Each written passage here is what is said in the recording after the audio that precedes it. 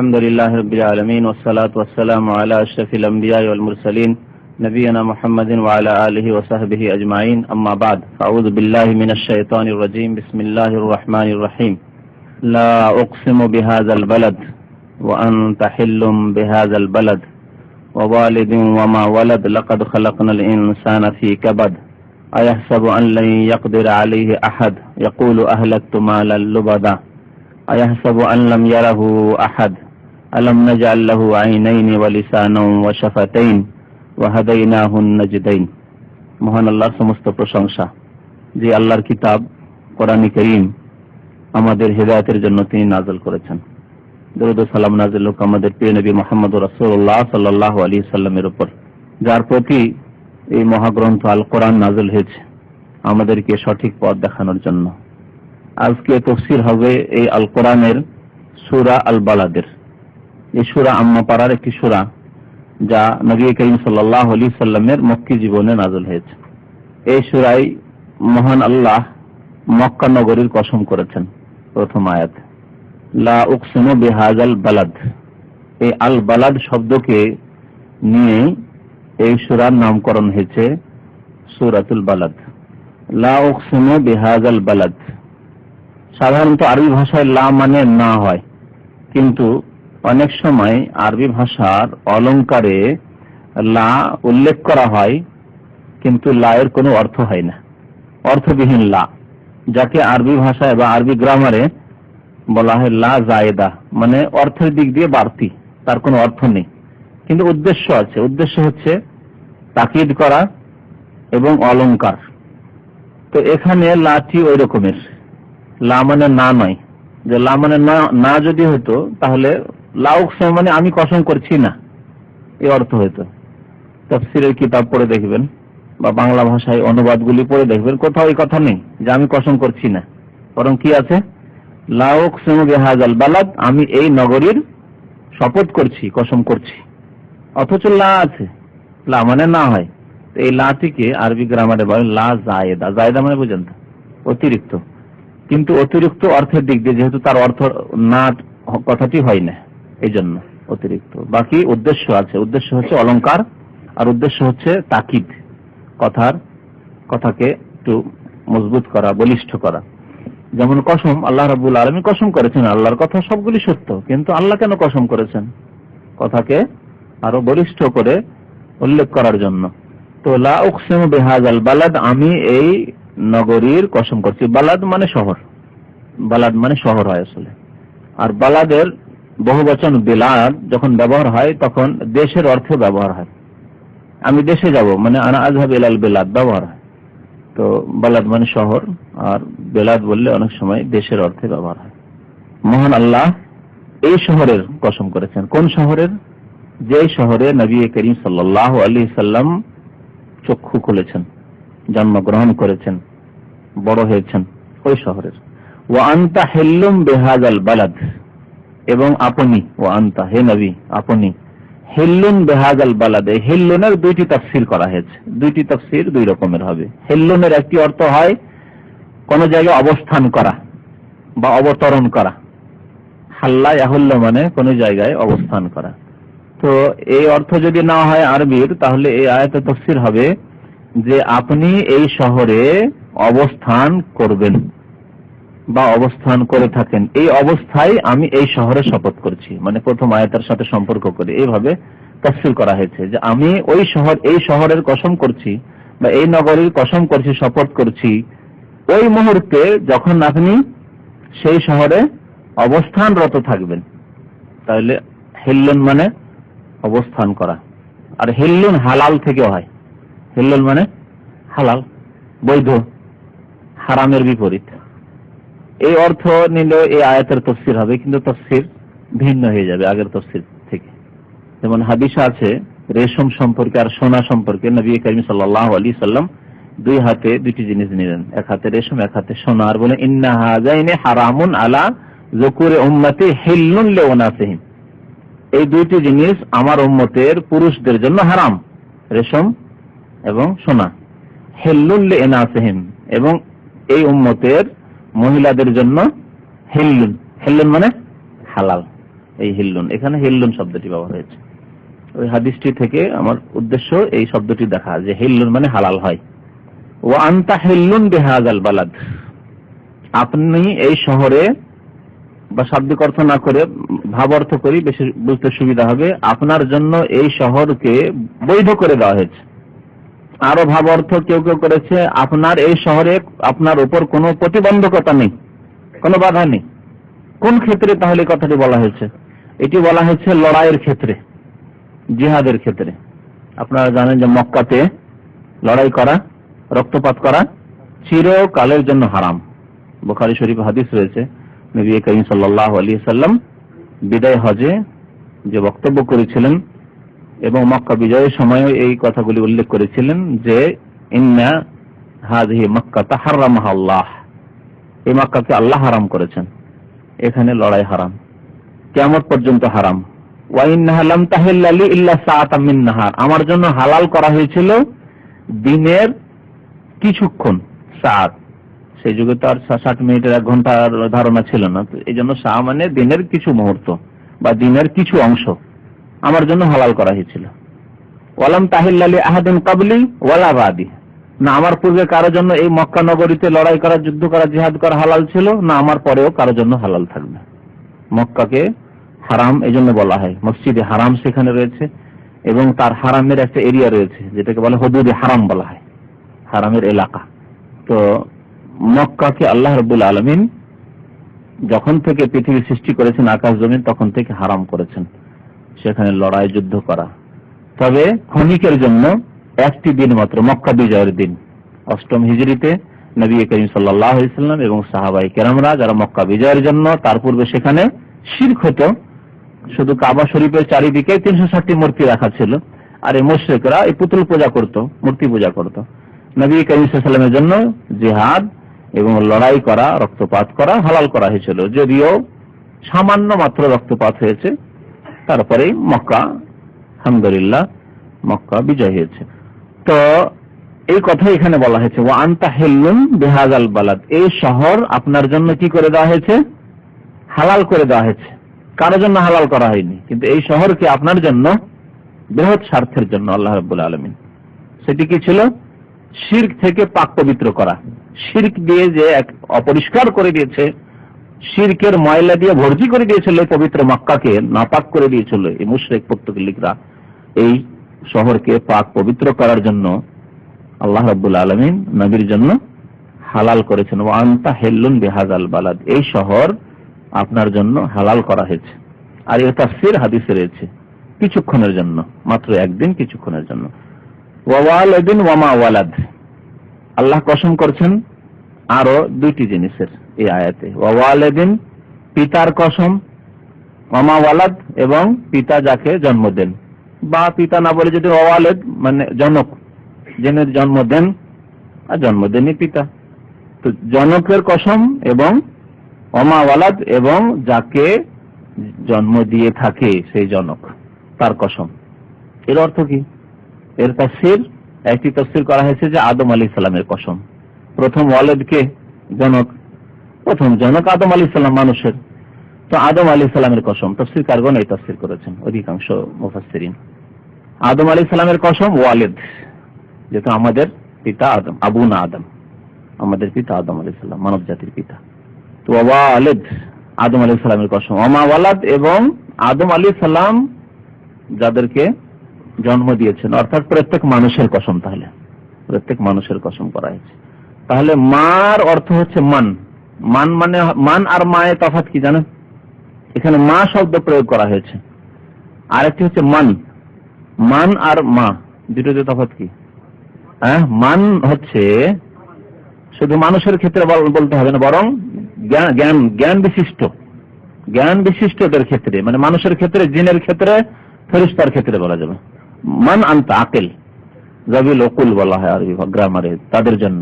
মান আনতা মানে আপনি কে, আর যদি মা আনতা মানে আপনি কি, না অর্থ হবে আপনি কি। আপনি কি মানে আপনার গুণ কি। আপনি কি মানে তখন আপনার নাম জিজ্ঞেস করা হচ্ছে না, আপনি কি মানে আপনার গুণ কি, মুসলিম, অমুসলিম, কোন দেশি, গুণ। আর মান আনতা যখন জিজ্ঞেস করবে তখন বলবেন যে আমি আব্দুল্লাহ বা আব্দুর রহমান অমুক। তো মান মানে কি আর মা মানে কি? তাহলে মা দিয়ে মা শব্দটি প্রয়োগ হয় কোন ক্ষেত্রে? অধিকাংশ ক্ষেত্রে জ্ঞানবিহীনদের ক্ষেত্রে ব্যবহার হয়, কিন্তু কখনো কখনো আকলের ক্ষেত্রে অর্থাৎ মানুষ, জিন, ফেরেশতা এদের ক্ষেত্রে ব্যবহার হয়, মানে মানের অর্থে ব্যবহার হয় কখনো কখনো। অধিকাংশ সময়ে মা বস্তুর ক্ষেত্রে ব্যবহার হয়, মা ব্যবহার হয় বস্তুর ক্ষেত্রে, আর মান ব্যবহার হয় ব্যক্তির ক্ষেত্রে। আরো স্পষ্ট করে, বস্তুর ক্ষেত্রে মা ব্যবহার হয় আর মান ব্যবহার হয় ব্যক্তির ক্ষেত্রে, কিন্তু মা কখনো কখনো ব্যক্তির ক্ষেত্রে ব্যবহার হয়। তো এখানে যদি বলি যে তাফসীরটি করলাম যে ওয়া ওয়ালাদিন মানে আদম আলাইহিস সালামের শপথ, জনকের শপথ, ওমা ওয়ালাদ এবং তিনি যাকে জন্ম দিয়েছেন, তাহলে মানের অর্থ করলাম, তাই না? মানে প্রত্যেক মানুষের শপথ, আর মানুষ হচ্ছে জ্ঞান বিশিষ্ট ব্যক্তি। সুতরাং মার অর্থ হয়ে গেল মানের, কখনো কখনো যেটা হয় আরবি গ্রামারে। আর কেউ কেউ বলেছেন ওয়ালিদ মানে প্রত্যেক জনকের কসম, শুধু আদমের নয়, প্রত্যেক জনক যে জন্ম দিতে পারে, আর প্রত্যেক জীব জন্ম দিতে পারে, ঠিক না? প্রত্যেক যে মানুষ মানুষকে জন্ম দেয়, জিন জিনকে জন্ম দেয়, অন্যান্য জীব জন্তু পশু পাখি আছে আপন আপন জাতিকে জন্ম দেয়। তো ওয়ালিদিন মানে জনকের শপথ, ওমা ওয়ালাদ, এবং এখানে শুধু মানুষের ক্ষেত্রে নয়, যে কোনো জীব যাকে জন্ম দিয়ে থাকে, মানে প্রত্যেক মখলুকের তাহলে আল্লাহ কসম করেছেন, শুধু মানুষের বলা যাবে না, বরং প্রত্যেক মখলুকের কসম করেছেন। এটি হচ্ছে দ্বিতীয় তাফসীর। তারপরে মহান আল্লাহ ইরশাদ করেছেন লাকাদ খালাকনাল ইনসানা ফি কাবাদ, নিশ্চয়ই নিশ্চয়ই, লাম মানে নিশ্চয়ই আর কাদ মানে নিশ্চয়ই, লাকাদ নিশ্চয়ই নিশ্চয়ই আমি সৃষ্টি করেছি, আল্লাহ বলছেন ইনসানা মানুষকে, ফি কাবাদ। এই কাবাদের দুইটি তাফসীর করা হয়েছে। কাবাদ শব্দটি, কাবাদের আরবি একটি অর্থ হয় কষ্ট ক্লেশ, তো মানুষকে কষ্ট ক্লেশের অবস্থায় সৃষ্টি করেছেন, মানে এই অবস্থা দিয়ে অতিক্রম করতেই হবে মানুষকে। প্রত্যেক মানুষ পৃথিবীতে আসবে, আর পৃথিবী হচ্ছে কষ্টের জগৎ, এখানে কষ্ট করতে হবে, কষ্ট না করলে সুখ পাওয়া যাবে না, দুনিয়ার ক্ষেত্রে হোক আর দিনের ক্ষেত্রে হোক, ইহকালের ক্ষেত্রে হোক পরকালের ক্ষেত্রে হোক। ভালো করে বুঝেন কথাটি। যদি একজন মানুষ আরাম পছন্দ মানুষ হয়, খুব আরাম পছন্দ করে, সবসময় ঘুমায়, তাহলে খেতে পাবে? বরং বাবার যা পৈতৃক সম্পত্তি পেয়েছে বিক্রি করে করে খেয়ে দিয়ে পথের ফকির হয়ে ভিক্ষা করে খেতে হবে, ঠিক না? কিন্তু যদি কষ্ট করে, যখন কাজের যোগ্য হলো কষ্ট করলো, বা লেখাপড়ার জামানায় লেখাপড়া করলো, কষ্ট করে পড়াশোনা করলো, যখন পড়াশোনা শেষ হয়ে গেল কর্মক্ষেত্রে নামলো, তখন কষ্ট করলো, কর্ম করলো, মেহনত করলো, তাহলে ইহকালে সুখী হতে পারবে, ঠিক না? ব্যবসা বাণিজ্যের ক্ষেত্রে যাক আর চাকরির ক্ষেত্রে যাক, যে কোনো ক্ষেত্রে যাক না কেন, কৃষকের কাজ করুক, মেহনত করতে হবে। লাকাদ খালাকনা ইনসানা ফি কাবাদ, ইহকালের ক্ষেত্রে, পরকালের ক্ষেত্রে ওইরকমই। একজন মানুষকে আল্লাহর প্রতি ঈমান নিয়ে এসে ভালো আমল করতে হবে। ভালো আমল মানে যা করণীয় করতে হবে, আল্লাহ যা করতে বলেছেন, রাসূল করতে বলেছেন, এবং যা করতে নিষেধ করেছেন সেগুলি থেকে দূরে থাকতে হবে। কষ্ট করতে হবে। নামাজ পড়া কি কষ্ট নেই? কষ্ট নেই কি? রাত 12টা ঘুমে রাত 3টায় উঠতে হবে, নিশ্চয়ই কষ্ট, কিন্তু কষ্ট লাকাদ খালাকনা ইনসানা ফি কাবাদ, এই কষ্ট করলে ভবিষ্যৎ উজ্জ্বল, আরাম পাবে। কষ্ট করবে না, আরাম পাবে না। রোজা রাখতে কি কষ্ট নেই? অবশ্যই কষ্ট। হজ করতে কষ্ট নেই? ওমরা করতে কষ্ট নেই? জিহাদ করতে কষ্ট নেই? কত কষ্ট, যে নবী করিম সাল্লাল্লাহু আলাইহি ওয়াসাল্লাম জিহাদকে বলেছেন যে জিরওয়াতু সানামিহিল জিহাদ, ইসলামের শীর্ষস্থানীয় কাজ হচ্ছে জিহাদ। যেমন পাহাড়ের চূড়া, ইসলামের চূড়া জিহাদকে বলা হয়েছে, যেহেতু পাহাড়ের চূড়ায় ওঠাটা বড় কষ্টকর, বড় কষ্টকর। সমতল ভূমিতে চলাফেরা করা অনেক সহজ, যদিও মানুষ চলতে ফিরতে ক্লান্ত হয়ে যায়, কিন্তু চূড়ায় যদি উঠতে হয় বড় কষ্ট, তাহলে বড় কষ্টকর। কোরআনে আল্লাহ বলছেন কুতিবা আলাইকুমুল কিতাল ওয়া হুয়া কুরহুল লাকুম, তোমাদের জন্য কিতাল জিহাদ ফরজ করা হয়েছে, কিন্তু তা বড় কষ্টকর। তাহলে দ্বীনের যে কোনো আমল নিয়ে নেন, জিহাদ ছাড়াও যে কোনো আমল নেন, আপনি কষ্টকর। মাতা পিতার সেবা করতে হবে, কষ্ট করতে হবে না? আপনি ছেলে মেয়েদেরকে হালাল রিজিক খাওয়াবেন, কষ্ট করতে হবে না? যদি বলি এত কষ্ট করে লাভ কি, লেবারের কাজ, এই হাড় ভাঙা কাজ, এসব কাজ না করে আমি শিখতে গেলে সিডি বিক্রি করলাম, যেমন করছে ফাসেকরা, তাহলে ভবিষ্যৎ অন্ধকার, ভবিষ্যৎ অন্ধকার। চুরি করলে তো ভালো, একদিন যদি একটা ব্যাংক ছিনতাই করতে পারি, ব্যাংক ডাকাতি করতে পারি, তবে 6 মাস 1 বছর বসে বসে খাবো, হ্যাঁ? ভবিষ্যৎ অন্ধকার। জাহান্নামে যেতে হবে। আর যদি হালাল রিজিক করেন, দৈনিক 50 টাকা 100 টাকা ইনকাম হচ্ছে, দিনে সারাদিনে খেয়ে দিয়ে শেষ করে দিচ্ছেন, আবার কালকের জন্য আবার মেহনত করতে হবে, একদিন বসে থাকলে খেতে পাওয়া যাবে না। তাহলে হালাল রিজিকের জন্য কষ্ট করতে হবে। তাহলে দুনিয়ার ক্ষেত্রে হোক আর পরকালের ক্ষেত্রে হোক, আখিরাতের ক্ষেত্রে হোক, লাকাদ খালাকনাল ইনসানা ফি কাবাদ, মানুষকে আল্লাহ সৃষ্টি করেছেন কেমন ভাবে, যে তাকে কষ্ট করতে হবে, কষ্ট ক্লেশ করতে হবে। কাবাদের অধিকাংশ মুফাসসিরিনগণ এই তাফসীর করেছেন। আর কোন কোন তাফসীরকারগণ তাফসীর করেছেন কাবাদ মানে সুঠাম করে, সুঠাম মানে সুন্দর আকার আকৃতি, সুন্দর গঠন দিয়ে। আমি মানুষকে সৃষ্টি করেছি সুন্দর গঠন দিয়ে। এই তাফসীর যদি করা হয় তো এই তাফসীরের মিল রয়েছে আরেকটি আয়াতের সাথে, সূরা 3-এর লাকাদ খালাকনাল ইনসানা ফি আহসানি তাকওয়িম, একই অর্থ। নিশ্চয়ই আমি এখানে আল্লাহ বলছেন লাকাদ খালাকনাল ইনসানা, এখানে আছে লাকাদ খালাকনাল ইনসানা, এখানে ফি কাবাদ, ওখানে আছে ফি আহসানি তাকওয়িম। এই দুই আয়াতের তাফসীর একই করা হয়েছে। দ্বিতীয় তাফসীরের ক্ষেত্রে কি, যে আমি নিশ্চয়ই মানুষকে সৃষ্টি করেছি উত্তম আকৃতি দিয়ে, সুঠাম করে, সুন্দর করে। এর তাফসীর করতে গিয়ে মুফাসসিরিনগণ বলেছেন যে দেখেন মানুষকে আল্লাহ কত সুন্দর করে সৃষ্টি করেছেন। মানুষের দেহের মধ্যে সর্বোত্তম অঙ্গ কোনটি? চেহারা আর মাথা। মাথায় রয়েছে ব্রেন। এই ব্রেনের যদি মস্তিষ্কের বিকৃতি ঘটে, পাগল, কোনো মূল্য নেই। ছাগল গরু ভেড়ার চাইতে খারাপ, পেশাব পায়খানা খাবে সে টের পাবে না। তো সর্বোত্তম অঙ্গ এই যে মাথা এবং তার সাথে মুখমণ্ডল, এটাকে মানুষকে কত সুন্দর করে আল্লাহ সৃষ্টি করেছেন যে উঁচু করে রাখে। উত্তম অঙ্গটি সবচাইতে উঁচুতে, আর উঁচু করে সোজা হয়ে চলাফেরা করে। কত সুন্দর ধরন গঠন আল্লাহ দান করেছেন মানুষকে। পক্ষান্তরে অন্য পশুকে কেমন করে সৃষ্টি করেছেন, তার মাথা এবং মুখমণ্ডলটি অবনমিত নিচের দিকে, দেখতে ভালো লাগে না। তো আল্লাহ বলছেন লাকাদ খালাকনাল ইনসানা ফি কাবাদ, নিশ্চয়ই মানুষকে আমি সৃষ্টি করেছি ফি কাবাদ মানে কষ্ট ক্লেশের মধ্যেই, মানে সে কষ্ট ক্লেশের মধ্যেই থাকবে এই কথা নির্ধারিত করে। অথবা আমি মানুষকে সৃষ্টি করেছি ফি কাবাদ, সুঠাম করে, সুন্দর গঠন দিয়ে। আয়াহসাবু আল্লাহ ইয়াকদিরা আলাইহি আহাদ, তারপরে কি মানুষ এই ধারণা করে? ইয়াহসাবু মানে ধারণা করা, হাসাবা ইয়াহসিবু যদি হয় এর মানে হিসাব করা। হিসাব করা মানে অঙ্ক করা, হিসাব অঙ্ককে বলে না, ইয়াহসিবু। আর এখানে ইয়াহসাবু আছে, একটা হরকতের তফাতে দেখেন অর্থের তফাৎ আরবি ভাষায়। এই জন্য আরবি ভাষাকে সবচাইতে রিচ ভাষা বলা হয়েছে, ব্যাপকতা আছে ভাষায়। একটি কথা ইয়াহসিবু আর ইয়াহসাবু। ইয়াহসিবু মানে হিসাব করা, অঙ্ক করা। এই জন্য মুহাসিব বলে অ্যাকাউন্টেন্টকে, বলে না, এই হিসাব থেকে মুহাসিব, এখনো মুহাসিব অ্যাকাউন্টেন্টকে বলা হয়। আর ইয়াহসাবু মানে ধারণা করা, কল্পনা করা, চিন্তা করা। তো আয়াহসাবু সূরা ওয়াইলুল লিকুল্লিতেও রয়েছে, আছে না, ওয়াইলুল লিকুল্লি হুমাযাতিল লুমাযা আল্লাযী জামা মালাহু আ'দ্দাদা। ইয়াহ কি আছে এখানে? ইয়াহসাবু, তার কি ধারণা? সে কি ধারণা করে, এরকম চিন্তা করে, আন্না মালাহু আখলাদা, যে তার ধন সম্পদ তাকে চিরকাল টিকিয়ে রাখবে। এখানে ইয়াহসাবু, ইয়াহসাবু এখানেও আয়াহসাবু মানুষকে ধারণা করে, আল্লাহ ইয়াকদির আলাইহি আহাদ, যে তার ওপর কেউ ক্ষমতাশীল নয়, আল্লাহ ক্ষমতাবান নন, তাকে ধরবে, তার হিসাব নেবে, তাকে জবাবদাহি করতে হবে। আল্লাহর কুদরত ক্ষমতার বাইরে যেতে পারে না, আল্লাহর ক্ষমতার আয়ত্তাধীন তাকে থাকতে হবে। এ কথা কি চিন্তা করে না? সত্যি কাফের চিন্তা করে না। কাফের এই চিন্তা করে যে আমাকে ধরতে পারবেন, ধরার কেউ নেই।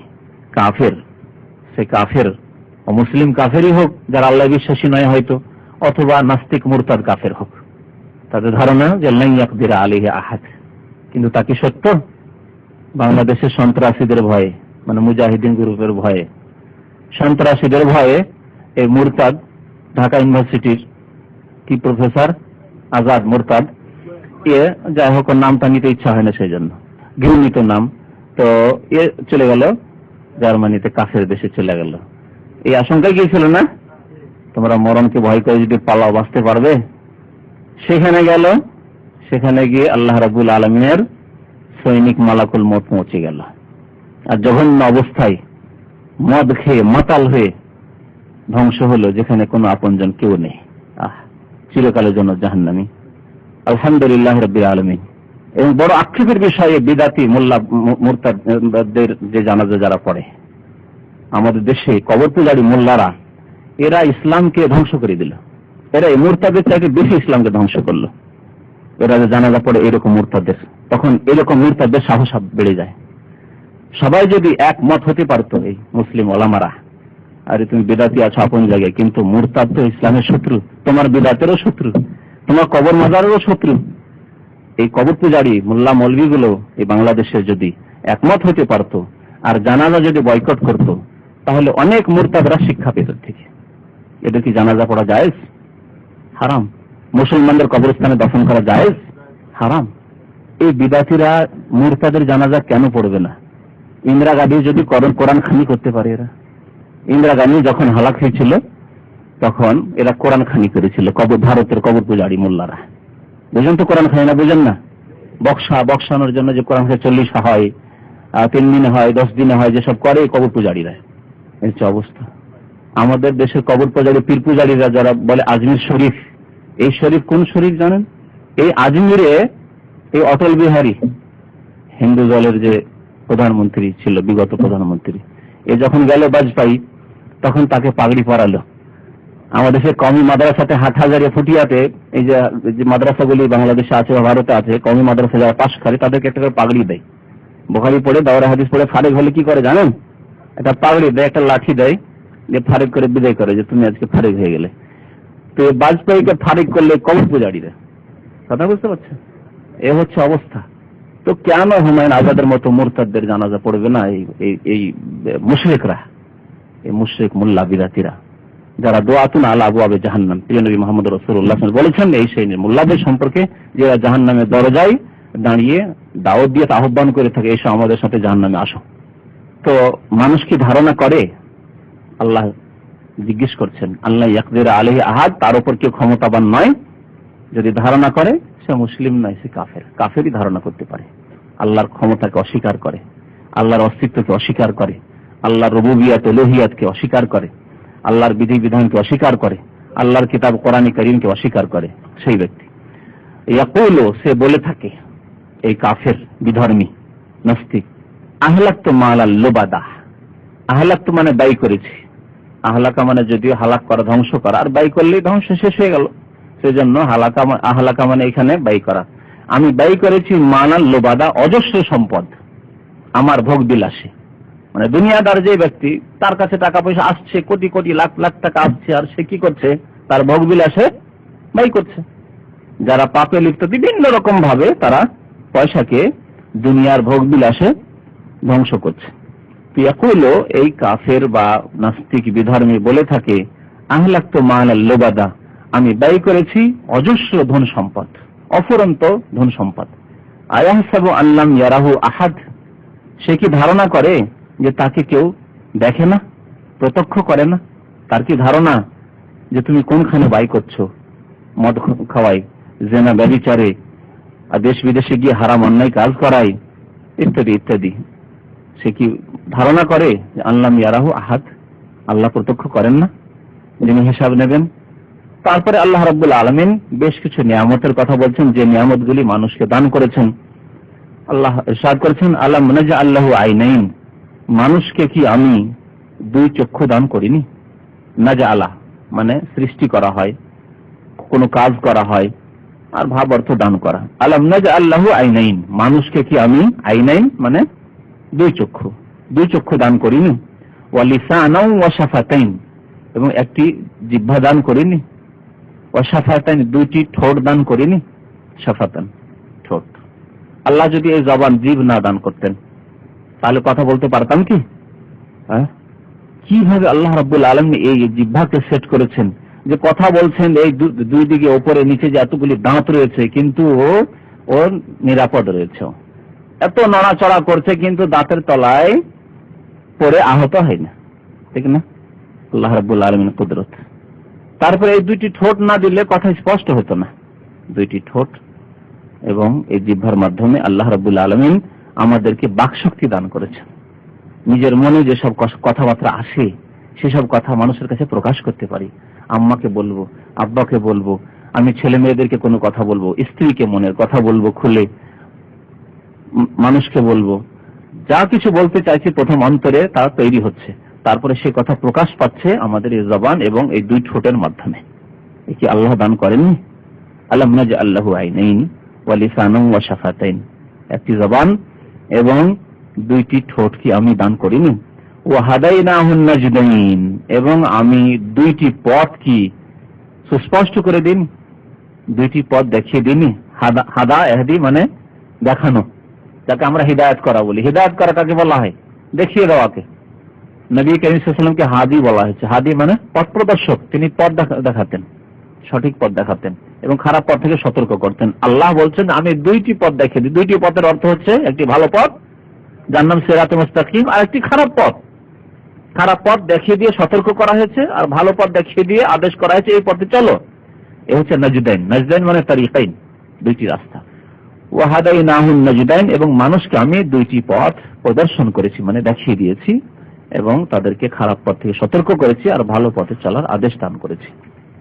মানুষ শুধু পথ দেখাতে পারে, আর আল্লাহ পথ দেখিয়ে গন্তব্যস্থানে পৌঁছেও দেন, যাকে তৌফিক বলা হয়। এজন্য হিদায়াত, হাদা শব্দটি দুই অর্থে ব্যবহার হয়। একটি হচ্ছে রাস্তা দেখিয়ে দেওয়া, আর একটি হচ্ছে গন্তব্যস্থানে পৌঁছে দেওয়া। গন্তব্যস্থানে পৌঁছে দেওয়া দ্বীনের ক্ষেত্রে, হিদায়াতের ক্ষেত্রে এই কাজটি হচ্ছে একমাত্র মহান আল্লাহ। কোন নবী রাসূল বা কোরআন দিয়ে হতে পারে না। গন্তব্যস্থানে পৌঁছে দাও, কথা ভালো করে বুঝবেন। আর রাস্তা দেখিয়ে দেওয়া, এর জন্য নবী রাসূলদেরকে আল্লাহ পাঠিয়েছেন। এর জন্য আলেম ওলামা যারা সত্য কথা বলে, ভালো কথা বলে, আল্লাহ এবং রাসূলের কথা বলে, তারা পথ দেখান, ভালো পথ দেখান, পথ দেখান। গন্তব্যস্থানে পৌঁছে দেওয়ার ক্ষমতা নেই। কোরআন পথ দেখায়, কোরআন পড়লে কোরআন পথ দেখাবে, কিন্তু এই পথের গন্তব্যস্থান যে আপনাকে কোনখানে পৌঁছিতে হবে সেখানে পৌঁছবেন না, কোরআন বাধ্য করে আপনাকে পৌঁছাবে না, বা কোরআন আপনার হাতটা ধরে নিয়ে গিয়ে ওখানে ছেড়ে দেবে না। করবে কি? নবী করিম সাল্লাল্লাহু আলাইহি ওয়াসাল্লামকে এই ক্ষমতা দেওয়া হয়নি যে আপনাকে নিয়ে গিয়ে গন্তব্যস্থানে পৌঁছে দেবে। অর্থাৎ কালেমা লা ইলাহা ইল্লাল্লাহ পড়িয়েই দেবে, কিন্তু কালেমা লা ইলাহা ইল্লাল্লাহর পথ দেখিয়ে দেবেন, খারাপ পথ, শিরকের পথ থেকে সতর্ক করবেন, এটি ছিল তার কাজ।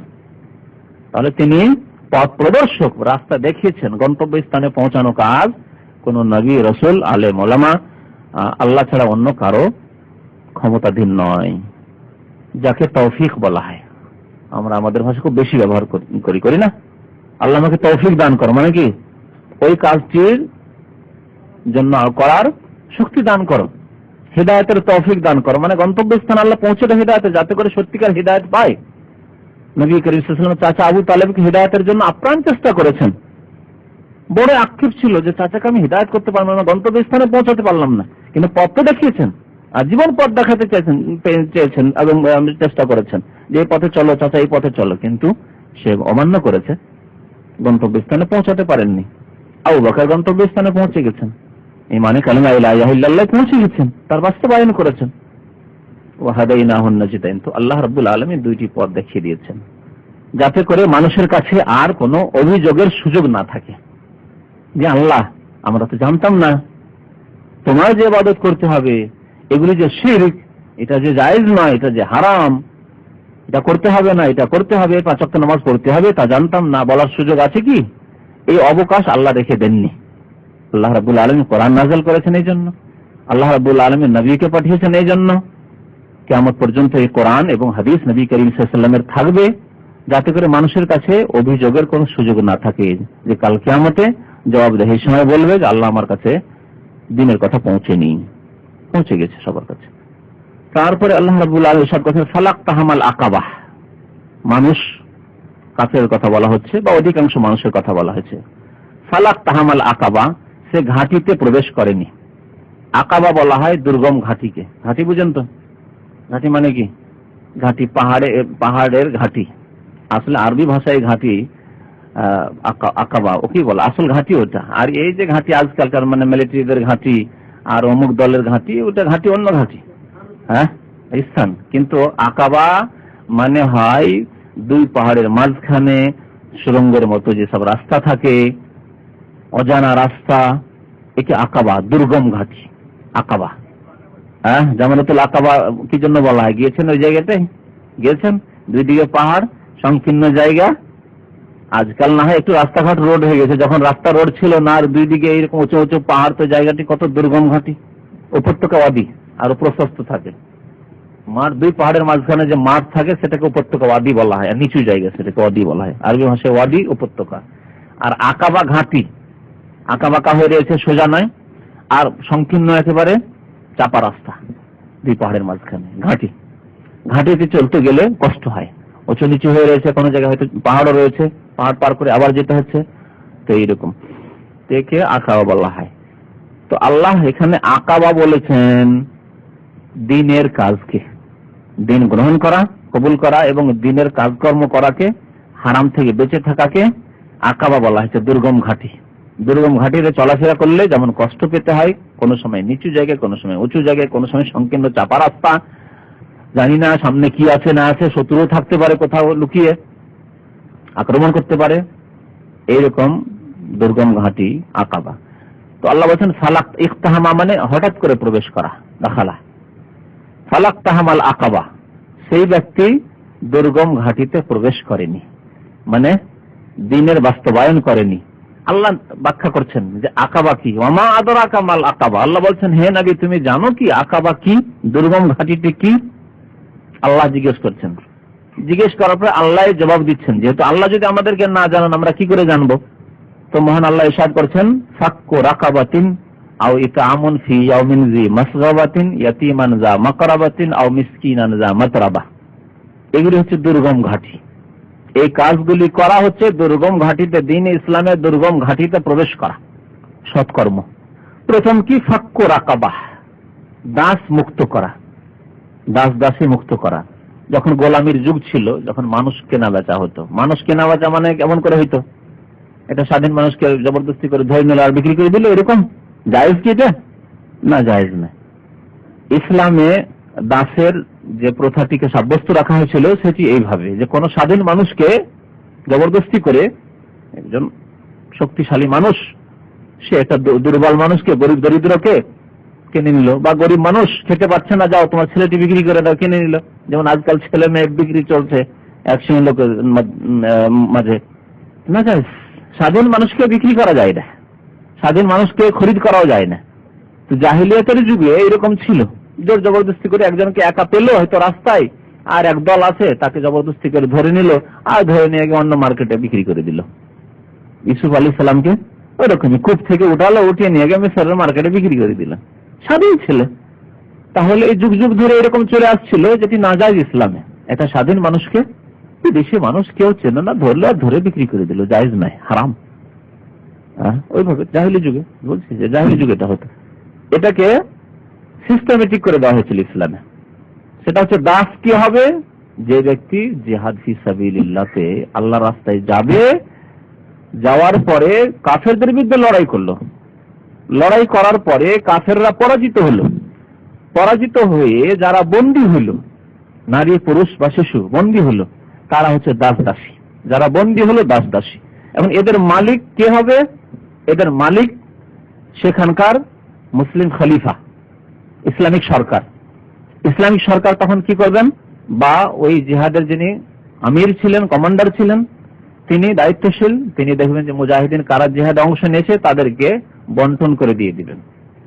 যার ভাগে যে এরকম আসে, তিনি যেটা ভালো মনে করেন ভাগ বন্টন করে দিয়ে দিবেন দাস দাসীদেরকে। এরা দাস দাসী হয়ে গেল। অমুসলিম যারা ইসলামের বিরুদ্ধে লড়াই করার জন্য এসেছিল আর তারপরে বন্দী হয়েছিল, তারা হয়ে গেল দাস দাসী। যুদ্ধবন্দীদের সাথে কি করা সম্ভব এছাড়া? এছাড়া আরেকটি অপশন আছে, যেটা আজকাল হচ্ছে, যে জেলে নিয়ে গিয়ে পাইকারি হারে ঢুকিয়ে দেওয়া, তাই না? জেলে ঢুকিয়ে রাখা, আর তারপরে তাদের যা শাস্তি হয় তা শাস্তি দেওয়া। তাই করছে না আজকাল? যদি কোনো দেশের সাথে যুদ্ধ হয় তাই করছে না? করছে না? এত বড় জেলের ব্যবস্থা করা সেই মদিনায় কি সম্ভব ছিল? নারীদের জন্য আলাদা, পুরুষদের জন্য আলাদা, শিশুদের জন্য আলাদা, এইরকম জেলের ব্যবস্থা করা কি সম্ভব ছিল? অসম্ভব। মানুষের নিজের ঘর নিয়ে বাস করার জন্য মুহাজিরিনদের, আনসারের বাড়িতে তারা লজিং খেয়ে কোন রকম করে দ্বীন ইসলাম শিখছেন নবী করিম সাল্লাল্লাহু আলাইহি ওয়াসাল্লামের কাছে মসজিদ নববীতে, সেটিও আপনার খেজুর পাতার মসজিদ নববী। কোথায় এরকম জেলখানার ব্যবস্থা করবে? ওই খড় পাতা দিয়ে যদি জেলখানা তৈরি করা হয়, ভেঙে ভাঙচুর করে কোথাও পালিয়ে যাবে। তারপরে জেলখানাতে যে নির্যাতন হয়, জুলম অত্যাচার হয়, তা কারো অজানা নেই, ঠিক না? যে জুলম অত্যাচার জেলখানাতে হচ্ছে আজকের পৃথিবীতে, তা সবাই জানেন। যারা একটু খবর রাখেন, আজকে ইরাকে এই জালেমরা কি আচরণ করলো আবু গরিব জেলে মুসলিম ভাই বোনদের সাথে, তা সবার জানা। তাহলে জেলে যারা পরাজিত তাদেরকে বন্ধ করে রাখা এটা সমস্যার ভালো সমাধান নয়। সমস্যার ভালো সমাধান দ্বীন ইসলাম দিয়েছে, তা হচ্ছে যে তাদেরকে প্রত্যেকের ঘরে একটা দুটো করে ভাগ করে দিয়ে দেওয়া, এবং ইসলামের আদেশ তাদের সাথে সদাচরণ করবে। শুধু তাই না, তোমরা যা খাবে তাই খাওয়াবে। নবী করিম সাল্লাল্লাহু আলাইহি ওয়াসাল্লাম বলেছেন না, বলেননি? তোমাদের খাদেমকে, তোমাদের দাস দাসীকে তোমরা যা খাবে তাই খাওয়াবে, যা পরবে তাই পরাবে, যেমন কাপড় তুমি পরছো তেমন কাপড় পরাবে। ভারী কাজের তাদেরকে আদেশ দেবে না। যদি ভারী কাজের আদেশ দিতে হয় তো ফাইনুহুম, তাহলে সহযোগিতা করো, সাথে কাজ করো। চিন্তা করে, একজন মালিক নিজেই যদি তার চাকরের সাথে, তার দাসের সাথে কাজে লেগে যায়, তাহলে তার মন কত খুশি হবে। অসুবিধা কি? আরে কাজ ভারী হলেও তো আমার মালিক কাজ করছে, আমার সাথে কাজ করতেই হবে, সংসারের কাজ। ইসলাম এই আদর্শ শিখে এই বন্দীদের সমস্যার সমাধান করেছে। এর নাম হচ্ছে দাস দাসী। তো তার যে মুসলিম হলে আপনি আজাদ করলে বড় সওয়াব রয়েছে, এমনকি অমুসলিমকে যদি আজাদ করে দেন তাতেও সওয়াব রয়েছে, সওয়াব রয়েছে। এই জন্য তো বলা হচ্ছে ফাক্কু রাকাবাতিন। ওই দুর্গম ঘাটির প্রথমটি কি? দাস মুক্ত করা। বন্দী হয়ে এসছে, পরাজিত হয়েছিল, বন্দী হয়ে এসছে, বা পরাজিত হয়ে বন্দী হয়ে একজনের ঘরে এসেছিল, সে তখন বিক্রি করে দিতে পারে। হ্যাঁ, তার মালিকানাধীন যখন দিয়ে দিল খলিফাতুল মুসলিমিন, ইসলামিক সরকার, তখন সে ইচ্ছা করলে নিজের কাছে রাখবেন, আমার প্রয়োজন নেই, আমার বাড়িতে জায়গা নেই রাখার মতো, আমি আমার খাদ্যের ব্যবস্থা নেই, বা আমার পয়সার বেশি প্রয়োজন আছে, যাক আমার এই চাকরকে আমি বিক্রি করে দিই, এই খাদেমাকে বিক্রি করে দিই। এই হচ্ছে দাস দাসী। আর খাদেমা, কাজের মেয়েরা আর বাড়ির ড্রাইভাররা, এরা দাস দাসী নয়। যেমন এক শ্রেণীর মূর্খ জাহেলরা মনে করে যে পয়সা আছে ঘরে আর খাদেমা নিয়ে চলে আসলো। যে কোনো দেশে হোক না কেন, আমার দেশে যারা শহরে বসবাস করে, এক বাড়িতে 3টা 4টা 5টা কাজের মেয়ে, এরা দাসী নয় আপনার। আপনি মনে করবেন না যে আপনার জন্য তার দিকে দৃষ্টিপাত করা, নজর দেওয়া হালাল, তার সাথে কোন রকমের যৌন সম্পর্ক হালাল না হারাম। কিন্তু দাসীর ক্ষেত্রে যে ইসলামে যে দাসী রয়েছে, মানে জিহাদ ফি সাবিলিল্লাহ গিয়ে জান মালের কুরবানি করার পরে যেটা ভাগে পেলেন, যদি একটি মহিলা ভাগে পেয়ে যান, একটি ইদ্যতের পরে, একটি হাইজের ইদ্যতের পরে যখন বুঝতে পারলেন যে না, এর পেটে কিছু নেই, তখন আপনার জন্য স্ত্রীর মতোই হালাল হয়ে গেল। এই কথা কোরআনে বলা হয়েছে। এটা হচ্ছে দাসীর বিধান। আর এক শ্রেণী মূর্খ জাহেলরা মনে করে যে পয়সা আছে আমার আর কাজের মেয়ে আমার বাড়িতে আছে, সুতরাং এটি তো আমারই দাসী। না, জেনা জেনা জেনা। আল্লাহ কোরআনে কারিমে এই দাস দাসীদেরকে স্বাধীন করার জন্য কত উৎসাহিত করেছেন। দেখেন, দুর্গম ঘাটির প্রথমটি কি? ফাক্কু রাকাবাতিন, দাস মুক্ত করা। তারপরে কসমের কাফারাতে দাস মুক্ত, জিহারের কাফারাতে দাস দাসী মুক্ত করেন আপনি। বিভিন্ন কাফারাতে আদেশ করা হয়েছে, ফরজ করা হয়েছে যে দাস মুক্ত করো। এর মাধ্যমে দাস দাসীর প্রথাকে ধীরে ধীরে ছড়িয়ে দাও এবং এদেরকে স্বাধীনভাবে আল্লাহর ইবাদত বন্দেগী করার সুযোগ দাও, কাজকর্ম করে খাওয়ার সুযোগ দাও। একটা সমস্যা সমাধানের জন্য এই দাস দাসীর প্রথাকে ইসলামে রাখা হয়েছে। এইরকম সমস্যা যখন আবার আসবে, জিহাদ ফি সাবিলিল্লাহ কায়েম করবেন। আর আমাদের ঘরে যখন আসবে, তখন আল্লাহ ওইভাবে দাস দাসী বানানোকে জায়েজ করেছেন, কোরআনে জায়েজ রয়েছে। ফাক্কু রাকাবাতিন, তাহলে দাস মুক্ত করা। আচ্ছা, দাস দাসী আজকাল নেই, তো এই আয়াতের উপর আমল করার আর কোন ক্ষেত্র আছে? প্রশ্ন। আজকাল তো দাস দাসী নেই। আল্লাহ বলছেন দুর্গম ঘাটি মানে ভালো আমলের একটি হচ্ছে কি? দাস দাসী মুক্ত করা। এখন দাস দাসী তো কেউ নেই, তাহলে এই আয়াতের উপর আমল কি স্টপ এখন, না আমল করার কোন ক্ষেত্র আছে? বলেন কি আছে? হ্যাঁ, জি জি জি। নিরীহ ব্যক্তি, নির্দোষী ব্যক্তি জেলে বন্দী রয়েছে, সে বেশি হকদার যে তাকে বন্দী মুক্ত করুন, জেল থেকে বের করে নিয়ে আসুন। একজন ধার্মিক মানুষ, তার উপর মিথ্যা অপবাদ দিয়ে দেওয়া হয়েছে যে এ দেশদ্রোহিতার কাজ করে, ইত্যাদি ইত্যাদি, এই কাজ করেছে, সেই কাজ করেছে, মার্ডারের কেসে তাকে ফাঁসিয়ে দেওয়া হয়েছে, অথচ সে জানেও না এইসব কাজকর্ম। হ্যাঁ, চুরিতে ফাঁসিয়ে দেওয়া হয়েছে, ডাকাতিতে ফাঁসিয়ে দেওয়া হয়েছে, সত্যবাদী মানুষ, ভালো মানুষ, তাকে বের করে নিয়ে আসেন। এই আয়াতের উপর আমল হবে ফাক্কু রাকাবাতিন। আল্লাহ আয়াতগুলি কিসের জন্য নাযিল করেছেন? বাস্তবায়নের জন্য, আমলের জন্য না। তা আমলের ক্ষেত্রটা আমাকে জেনে নিতে হবে যে দাস দাসী তো নেই, তো কি আমল করব। জি, তো যারা বন্দী রয়েছে, বিশেষ করে যারা নির্দোষী, তাদেরকে বের করে নিয়ে আসা। আর দোষী যদি হয় আর তওবা করে, দোষী কিন্তু জেলে গিয়ে শাস্তি পেয়ে তওবা করছে, বুঝতে পারছেন লোকটি তওবা করেছে, তাহলে তার সহযোগিতা করেন। আপনার ইমানি দাবি যে ফাক্কু রাকাবাতিন, আপনি তাকে বন্দী মুক্ত করেন। আর হচ্ছে খাদ্য দান করা, ইতাম, বিশেষ করে কোন সময় ফি ইয়াউমিন, এমন দিনে যে দিনটি হচ্ছে দুর্ভিক্ষর দিন, এমন সময় এমন কালে যেটি হচ্ছে দুর্ভিক্ষর কাল, যখন ফসল জন্মায় না। এই বছরটিতে বন্যাতে ফসল সব ধ্বংস হয়ে গেছে, বা খরার কারণে, বৃষ্টি না হওয়ার কারণে দেশে খাদ্যদ্রব্য পাওয়া যাচ্ছে না, গরিব মানুষরা খেতে পাচ্ছে না, না খেয়ে অনাহারে মরে যাচ্ছে। সেই দিনে আপনার বাড়িতে, আপনি একটু পয়সাওয়ালা মানুষ, আপনার ঘরে পয়সা আছে, বা আপনার ঘরে আপনি একটু বেশি জমি জায়গাওয়ালা মানুষ, আপনার বাড়িতে গত বছরের হয়তো খাদ্যদ্রব্য আছে, সেগুলো দিয়ে খাওয়ানো, নিজেও খান আর একটু কম খেয়ে মানুষকে খাওয়ান। আর এটা আমন খাদ্য দান করা ফি ইয়াউমিন জি মাসগাবা। মাসগাবা মানে ক্ষুধা, ক্ষুধার দিবসে, যেই সময় ক্ষুধার্ত থাকবে মানুষরা, সেই সময় বিশেষভাবে অন্ন দান করা। এটা হচ্ছে দুর্গম ঘাটিতে প্রবেশ করা, নিজে কষ্ট করে, নিজে পেটকে 3 ভাগ করে 1 ভাগ খান, আর বাকি যে 2 ভাগ 3 ভাগ মানে 3 ভাগ ফুল করে খাওয়া আজকালকার মুসলমানদের অভ্যাস এরকম। অথচ নবী করিম সাল্লাল্লাহু আলাইহি ওয়াসাল্লাম বলছে এটা কাফেরদের আচরণ। ইন্নাল কাফির ইয়াকুলু ফি সাবাতি আমআ ওয়া ইন্নাল মুমিনা ইয়াকুলু ফি মিআন ওয়াহিদ। মুমিন একটি পেটে খায়, একটি আঁতে খায়, আর কাফের 7 পেট খায়। ও তো বিসমিল্লাহ বলে না, আর ওর সাথে শয়তানও খায়। আবার খেয়ে যতক্ষণ পর্যন্ত গলায় হলকে না পৌঁছেছে তার খাদ্য খেতে থাকে, ওই রকম মুসলমান খায় না, নিষেধ। নবী করিম সাল্লাল্লাহু আলাইহি ওয়াসাল্লাম মুসলমানদেরকে ইসলামী খাবার আদব শিখিয়েছেন যে 3 ভাগ করো পেটকে, সোলসুন লিল আকিল, 3 ভাগের 1 ভাগ খাও, সোলসুন লিল শারাব, 3 ভাগের 1 ভাগ পানি দিয়ে ভর্তি করো, সোলসুন লিল নাফাস, আর 3 ভাগের 1 ভাগ শ্বাস প্রশ্বাস নেওয়ার জন্য রাখো। এমন করে খেয়ে আর শ্বাস প্রশ্বাসই নিতে পারছেন না, চলতেও পারছেন না, বসতেও পারছেন না, শুইলেও আরাম পাওয়া যায় না। না, ওইরকম খাবেন না, যতই ভালো খাবার হোক না কেন। যেন আমাদের কিছু ভাইরা আছেন বলেন, মূল্যবান কথা, যে মানুষ না খেয়ে কম মরে, খেয়েই মরে বেশি। কথা ঠিক না? আজকালকার জামানায় না খেয়ে মরা লোক পাবেন না আপনি। ছিল কোন জামানায় হয়তো ছিল, দুর্ভিক্ষ ছিল, তখন না খেয়ে মানুষ মরতো না, আজকাল খেয়েই মরছে বেশি। না না, খাওয়ার কারণে বিভিন্ন রোগ তৈরি হচ্ছে, যার ফলে মারা যাচ্ছে। এটি হচ্ছে উদ্দেশ্য। তো বেশি খেয়ে আজকাল লোকেরা মারা যাচ্ছে। তো এটি হচ্ছে দ্বিতীয় দুর্গম ঘাটি পার করা। হ্যাঁ হ্যাঁ, অবশ্যই, সে মুসলিম হোক আর অমুসলিম হোক, সব। অমুসলিমকে খাওয়ালে সব, জি, সবাইকে খাওয়াবেন।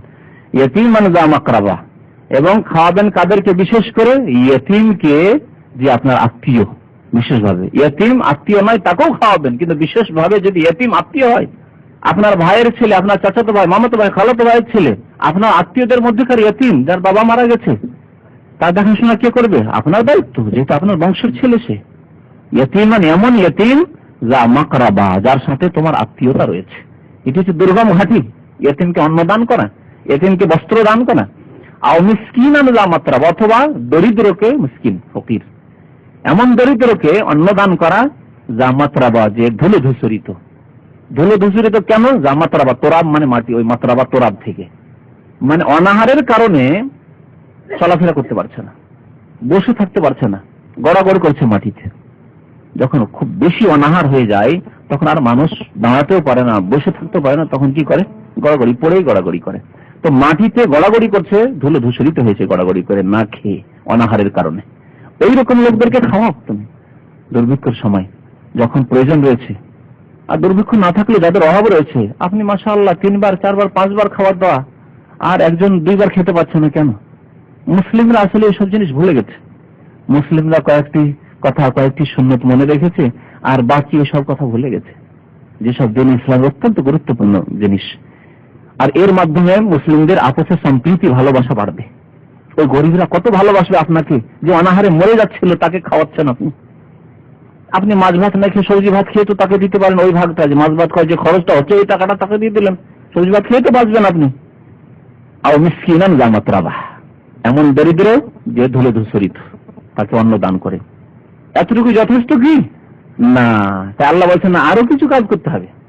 দৃষ্টান্তমূলক আল্লাহ রাব্বুল আলামিন উদাহরণস্বরূপ কিছু বর্ণনা করলেন, যে এই কাজগুলি হচ্ছে ভালো আমল, ভালো কাজ।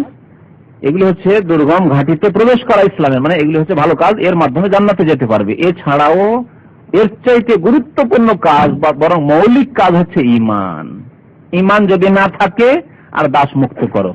ঈমান যদি না থাকে, আর দুর্ভিক্ষের সময় মানুষকে অন্ন দান করো। ঈমান নেই, ইয়াতীমকে লালন পালন করছো। ঈমান নেই, মুসলমান নয়, আর মিসকিনকে দান করছো। আজকাল বন্যায় গিয়ে অনেকে ত্রাণ পৌঁছাচ্ছে, খ্রিস্টানরা ত্রাণ পৌঁছাচ্ছে, আপনার ইহুদিরাও ত্রাণ পৌঁছাতে পারে, বড় বড় যেগুলো মুসলিম দেশ তারা ত্রাণ পৌঁছাচ্ছে, কিন্তু ঈমান বিল্লাহ, আল্লাহর প্রতি ঈমান নেই, রাসূলের প্রতি ঈমান নেই। কোন কাজে আসবে? দুনিয়ার কাজে আসবে, পরকালের কাজে আসবে না। দুনিয়াতে আল্লাহ সচ্ছলতা দেবেন তাদেরকে, একেবারে নষ্ট করেন না আল্লাহ রাব্বুল আলামিন। অমুসলিমও যদি ভালো কাজ করে, এইরকমই যারা নাস্তিক মুরতাদ, বেনামাজি, নামাজ পড়ে না, আর নিজের পার্টির লেভেলে গিয়ে বন্যার ত্রাণ পৌঁছাচ্ছে, তো এই করছে তো সেই করছে, ঠিক আছে, যতটুকু ভালো কাজ করলো আল্লাহ তার ভালো কাজকে নষ্ট করবেন না। দুনিয়াতে হয়তো মান মর্যাদা দেবেন, গদি নেতৃত্ব দিয়ে দেবেন, ফেল করছিল, পাশ করতে পারছিল না, আর খুব বন্যার ত্রাণ পৌঁছালো, আল্লাহ হয়তো পাশ করে তাকে এমপি বানিয়ে দিতে পারেন, কিন্তু পরকালে কিচ্ছু পাবে না যদি ঈমান ঠিক না থাকে আর নামাজ ঠিক না থাকে, মনে রাখবেন। তাই আল্লাহ বলছেন সুম্মা কানা মিনাল্লাযীনা আমানু, অতঃপর হতে হবে, অতঃপর মনে রাখতে হবে যে হতে হবে, কি হতে হবে? মিনাল্লাযীনা আমানু, ঈমানদারদের অন্তর্ভুক্ত, মুসলিম মুমিনদের অন্তর্ভুক্ত হইতে হবে। দাসমুক্ত করো, ইয়াতীম বিধবাকে খেতে দাও, গরিব দরিদ্রকে খেতে দাও, ভালো কাজ করো, তার সাথে সাথে কি হতে হবে? মিনাল্লাযীনা আমানু। আর ঈমানের পিলার হচ্ছে 6টি, এই 6টি জিনিসকে বিশ্বাস করতে হবে, তাহলে মুমিন হওয়া যাবে। তাহলে মুমিন হওয়ার পরে কি করতে হবে? ওয়াতাওয়াসাউ বিস-সাবরি, তারপরে ধৈর্যের জন্য একে অপরকে উপদেশ দান করবে, নিজে ধৈর্য ধারণ করবে, অন্যকেও ধৈর্যের উপদেশ দান করবে। আর ধৈর্য সম্পর্কে এর আগে বিভিন্ন আলোচনা বলেছে যে ধৈর্য 3 প্রকার, আর এই 3 প্রকারের ধৈর্য যদি আমরা জানি তাহলে পুরো দিনকে শামিল। ধৈর্য আমরা আমাদের ভাষায় শুধু বুঝি যে বিপদ আপদ আসলে হা হুতাশ না করা, আর একটু ধৈর্য ধারণ করা, অন্তরকে মজবুত রাখা, এর নামই ধৈর্য। এটা ধৈর্যের 1 ভাগ, 3 ভাগের 1 ভাগ। 3 প্রকারের ধৈর্য হয়। এটা হচ্ছে as-সাবরু আলাল মাসাইব, আরবিতে মুসিবতে, বিপদ আপদে সবর করা, ধৈর্য ধরা, যার কথা আল্লাহ রাব্বুল আলামিন কোরআনে বলেছেন আল্লাযীনা ইযা আসাবাতহুম মুসিবাতুন ক্বালু ইন্না লিল্লাহি ওয়া ইন্না ইলাইহি রাজিউন। মুমিন ওরা যাদের উপর মুসিবত আপতিত হলে তারা কি বলে? ইন্না লিল্লাহ, আমরা আল্লাহর জন্য, আল্লাহ আমাদেরকে সৃষ্টি করেছেন, আল্লাহর যখন মর্জি সৃষ্টি করেছেন, যখন মর্জি আমাদেরকে নিয়ে নেবেন। আল্লাহ আমাকে ছেলে দিয়েছেন, স্ত্রী দিয়েছেন, যখন ইচ্ছা আল্লাহ দিয়েছেন, আর যখন ইচ্ছা আল্লাহ নিয়ে নেবেন। ওয়া ইন্না ইলাইহি রাজিউন, এবং আল্লাহর কাছেই ফিরে যেতে হবে। এই বলে আমরা নিজেকে আল্লাহর হাওয়ালা করে দিই, আল্লাহর সুপুর্দ করে দিই। তো এই হচ্ছে ধৈর্য, 1 প্রকারের ধৈর্য। আর 1 প্রকারের ধৈর্য হচ্ছে as-সাবরু আলা তাআত, সৎ কাজের উপর অটল থাকা, সর্বদা ভালো কাজ করা, আল্লাহ যা আদেশ করেছেন, রাসূল যা আদেশ করেছেন, সৎ কাজের উপর অটল থাকা। নামাজ, কন্টিনিউ নামাজ পড়া, এমন নয় যে মাঝে মাঝে পড়লাম, মাঝে মাঝে ছেড়ে দিলাম। সৌদি আরবে নামাজ পড়লাম, বাংলাদেশে গিয়ে ছেড়ে দিলাম, হ্যাঁ, বাবার সামনে মায়ের সামনে তার নামাজ পড়লাম, শ্বশুর বাড়ি গিয়ে একটু শ্বশুরকে খুশি করার জন্য নামাজ পড়লাম, জামাই তো ভালো নামাজি, আর যখন শহরে চলে আসলাম তখন নামাজ পড়ি না, ঢাকায় চলে আসলাম কেউ তো ছেড়ে না, নামাজ পড়ি না। 1 শ্রেণীর লোকের নামাজ এরকম। কফিল খুব ভালো মানুষ, নামাজি মানুষ, কফিলের সামনে যখন থাকে তখন তো আগে গিয়ে মসজিদে হাজির, বা ডিউটির সময় এখন কর্ম, তো এক সময় নামাজ পড়তে গেলে আধা ঘন্টা একটু রেস্ট পাওয়া যাবে, তার জন্য নামাজ পড়তে মসজিদে হাজির। কিন্তু জোহরের সময় ডিউটি শেষ হয়ে গেছে, এখন পাকশাক করতে লাগলেন, নামাজ না পড়ে পাকশাক করতে লাগলেন, বুঝলেন? ফজর সময় ডিউটি নেই, সেজন্য ঘুমিয়ে, ডিউটির সময় হলে ঠিক নামাজ পড়তে যেতেন। যদি ফজর সময় নাইট ডিউটি থাকতো তো বলতেন যে নামাজ পড়তে যেতে দিতে হবে, যদি একটু আরাম পাবো। তো এই নামাজ কাজে আসবে? না না না, ওই রকম নামাজ পড়লে হবে না। তো as-সাবরু আলা তাআ বলছিলাম, নেকির কাজের ওপর, ভালো কাজের ওপর অটল থাকা। আর আরেকটি সবর হচ্ছে, ধৈর্য হচ্ছে as-সাবরু আনিল মাসিয়া, পাপ থেকে নিজেকে বাঁচিয়ে রাখার জন্য ধৈর্য ধারণ করা, লোভ সংযম করা। টাকা পয়সা দেখলেন যে এখান থেকে একটি লোক উঠে গেল, মানি ব্যাগ পড়ে গেল, অনেকটি টাকা, দেখতে পেলেন যে অমুক লোক, দেখে শুধু 500 টাকা, 10,000 রিয়াল, এখানে সবর, সবরের পরিচয়, এখানে ধৈর্যের পরিচয়। ধৈর্য যদি আপনার থাকে, গুনাহ থেকে বাঁচার ধৈর্য, তাহলে চট করে ওই লোকটিকে ডাক দিবেন, টাকা দেখে নেওয়া, অ্যামাউন্ট দেখে নেওয়ার পরে বলবেন ভাই আপনার পয়সা নেন। আর যদি এই সবর না থাকে, লোভ সংযম করতে পারলেন, 10,000 রিয়াল, গোটা বছর 2 বছর ইনকাম করে হয়তো 10,000 হবে না আমার, পেয়ে গেলাম একসাথে 1 মিনিটের মধ্যে, চুপ করে পকেটে ভরে নিলেন, ধৈর্য থাকলো না? গুনাহ থেকে ধৈর্য ধারণ করলেন না আপনি। ওইরকম জিনা, ব্যভিচার, সুযোগ সুবিধা পেয়েও ইন্নী আখাফুল্লাহ, ইউসুফ আলাইহিস সালামের মতো, আল্লাহকে ভয় করি, আল্লাহকে ভয় করি, ইন্নী আখাফুল্লাহ, ওই লোকের মতো যাকে আল্লাহ নিজের ছায়া দান করবেন কাল কিয়ামতে। সে কি বলেছিল? ইন্নী আখাফুল্লাহ, আল্লাহকে আমি ভয় করি। তুমি আহ্বান করলে কি হবে, তুমি তোমার বাড়িতে নির্জনে ডাকলে কি হবে, কোনো মানুষের ভয় নেই, আল্লাহ দেখছেন আমাকে। নাখাফুল্লাহ, সবর, লোভ সংযম করা। আস-সাবরু আনিল মাসিয়া, পাপ থেকে বেঁচে থাকার জন্য ধৈর্য ধারণ করা। এখানে ধৈর্যের প্রয়োজন রয়েছে। ধৈর্য যদি না থাকে, একটা যুবক মানুষ, একজন যুবতী, তাহলে আল্লাহর ভয় যদি না থাকার এই ধৈর্য, ইমানি ধৈর্য যদি না থাকে, আস-সাবরু আনিল মাসিয়া, তাহলে যে কোনো পাপ হয়ে যেতে পারে। এইরকম যারা থাইল্যান্ডের লটারি খেলছে, জুয়া খেলছে, ধৈর্যের ব্যাপার সবার। 300 টাকা বেতন, কতদিন এই টাকা ওঠাবো, যে টাকা খরচ করে এসছি, আর তারপরে কি বাবা মার জন্য পাঠাবো, আর নিজেই বা কি করবো, বিয়ে শাদী করতে হবে, তখন থাইল্যান্ডের লটারি খেলা শুরু করলে ধৈর্য নেই যে। কিন্তু আপনি একজন মুমিন, গুনাহ থেকে সবর করবে, ধৈর্য ধারণ করবে। আল্লাহ যা দিয়েছে, 300 টাকায় বেতন দিয়েছে, 300 টাকার উপরে আমি ধৈর্য ধরছি, আমি হারাম 1 পয়সা নেব না, আমি লটারি খেলতে যাব না, জুয়া খেলতে যাব না। তোমার ইচ্ছা আল্লাহ, তুমি বরকতের মালিক। আস-সাবরু আনিল মাসিয়া। তো আল্লাহ রাব্বুল আলামিন বলছেন ওয়াতাওয়াসাউ বিস-সাবর, নিজে ধৈর্য ধারণ করে এবং অপরকে ধৈর্যের জন্য উপদেশ দান করে। ওয়াতাওয়াসাউ বিল মারহামা, এবং দয়ার জন্য একে অপরকে উপদেশ দান করে, নিজেও দয়া করে এবং অপরকে দয়ার জন্য উপদেশ দান করে। এগুলি হচ্ছে ভালো কাজ, এই কাজগুলি করতে হবে। নবী করিম সাল্লাল্লাহু আলাইহি ওয়াসাল্লাম একটি হাদিসে বলেছেন, সহিহ মুসলিমের হাদিস, ইরহামু মান ফিল আরদি ইয়ারহামুকুম মান ফিস সামায়ে। পৃথিবীতে যারা রয়েছে, জমিনে রয়েছে, তাদের উপর তুমি দয়াবান হও, দয়া করো, তাহলে আকাশে যিনি আল্লাহ রয়েছেন তিনি তোমার উপর দয়াবান হবেন। মানফিল আরদে, এখানে শুধু বলা হয়নি যে মানুষের উপর, যে কেউ রয়েছে পৃথিবীতে তার উপর দয়া করো, তুমি দয়া করো, আল্লাহ দয়া করবেন। একটা বিড়াল রয়েছে বাড়িতে, খেতে পায় না, খিদাই রয়েছে, দয়ার প্রয়োজন নেই? দয়ার প্রয়োজন আছে। আপনার ছেলে নয়, আপনার বাড়ির চাকর, দয়া করতে হবে না? ইরহামু মান ফিল আরদ, জমিনে যারা রয়েছে তাদের উপর দয়া করো, আল্লাহ যিনি আকাশে রয়েছেন তিনি তোমার উপর দয়া করবেন। ওয়াতাওয়াসাউ বিল মারহামা, নিজেও রহম করে, দয়া করে, এবং অন্যকেও দয়ার জন্য উপদেশ দান করে, যে দয়া করো। এই কথা কেন আল্লাহ বলে? শুধু এই কথা বললেন যে তুমি দয়া করে, কথা বললেন না, দয়ার উপদেশ দেওয়ার কথা বললেন। কারণ আর দয়ার উপদেশের কথা বললে নিজের দয়াটা চলে আসবে ওর মধ্যে শামিল। কারণ যে ব্যক্তি অন্যকে দয়ার কথা বলে যে তুমি দয়া করো, সে নিজে অবশ্যই দয়া করবে। নিজে দয়া না করে কি করে অন্যকে দয়ার কথা বলতে পারে?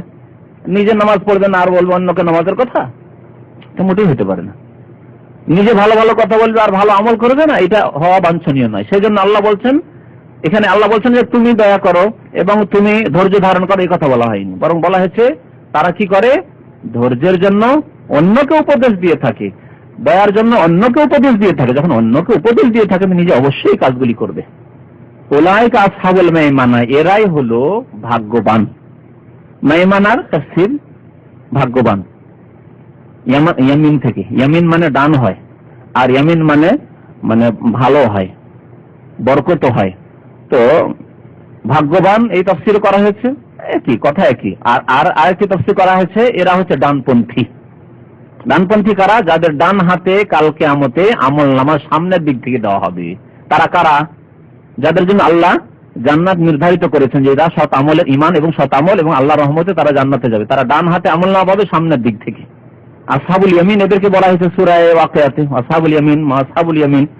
আসহাবুল মাইমানা মানে ডানপন্থী বলেন অথবা বলেন ভাগ্যবান। ভাগ্যবান যারা, তারাই ডানপন্থী, যারা ডানপন্থী তারাই ভাগ্যবান। না, ওগুলো হচ্ছে যারা কমিউনিস্ট আর তাদের বিরোধী দল, ওরা ডানপন্থী। এগুলো হচ্ছে মানুষের ডানপন্থী, বামপন্থী, সব বাতিল। ওদের ডানগুলোও বাম আর বামগুলোও বাম, বুঝতে পারছেন? ওদের ডানগুলোও বাম আর বামগুলোও বাম। যেমন আল্লাহর ক্ষেত্রে বলা হয়েছে আল্লাহর বাম হাত ও ডান হাত, আর এদের এই বাতিল পন্থীদের ডানটাও বাম আর বামটাও ডান, বামটাও বাম, দুটোই বাম আর কি। উলাইকা আসহাবুল মাইমানা, এরাই হচ্ছে ভাগ্যবান, অথবা কি বলবেন, এরাই হচ্ছে ডানপন্থী। ওয়াল্লাযীনা কাফারু, আর যারা কাফের, ঈমান নেই, ওয়াল্লাযীনা কাফারু বিআয়াতিনা, আমার আয়াতকে, আমার বিধানকে, কোরআনকে, হাদিসকে, হুম আসহাবুল মাশআমা, এরা হলো হতভাগা, এরা বামপন্থী বা হতভাগা। মাশআমা, শামুন মানে যারা হতভাগা হওয়া, খারাপ, যেটা কুলক্ষণ বলা হয়। তো এরা হচ্ছে কুলক্ষী বা হতভাগা। উলাইকা আসহাবুল মাশআমা, এদের বাম হাতে পেছন দিক থেকে আমলনামা দেওয়া হবে এবং এরা দুনিয়া এবং আখিরাতে হতভাগা। আলাইহিম নারুন মুসাদা, আর কুফরি অবস্থা যদি মারা যায় তো তাদের পরিণতি কি? তাদের ওপর আল্লাহ রাব্বুল আলামিন আগুন দিয়ে কি করে দিবেন? আল্লাহ রাব্বুল আলামিন আমাদেরকে কোরআন বোঝার এবং তার প্রতি আমল করার তৌফিক যেন দান করেন। আল্লাহ তাআলা আমাদের গুনাহ খাতা যেন মাফ করে দেন। আমিন। সাল্লাল্লাহু আলা নবিয়িনা মুহাম্মদ ওয়া আলা আলিহি ওয়া সাহবিহি।